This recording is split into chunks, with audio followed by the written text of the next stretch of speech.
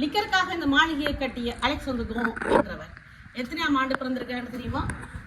1830ஆம் ஆண்டு பிறந்து 1898ஆம் ஆண்டு இறந்திருக்கிறார். 1830 இருந்து 1898ஆம் ஆண்டு இறந்திருக்கிறார். 68 வயதே மட்டும் வாழ்ந்த இவர் லிக்கர் என்ற ஒரு மது பானத்தை கண்டுபிடிக்கிறதுக்காக மாளிகை கட்டி மிக பெரிய ஒரு சாம்ராஜ்யத்தை உருவாக்கி இருக்கிறார்.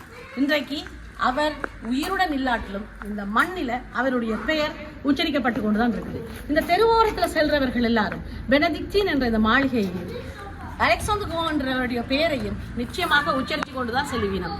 இப்படியான சிறப்பான விடயங்கள் பிரான்ஸ் நாட்டில் பலது இருக்குது. இன்னொரு காணொலியில் உங்களை சந்திக்கும் வரை உங்களிடமிருந்து விடைபெறுவது உங்கள் பிரியாளவன். நன்றி, வணக்கம்.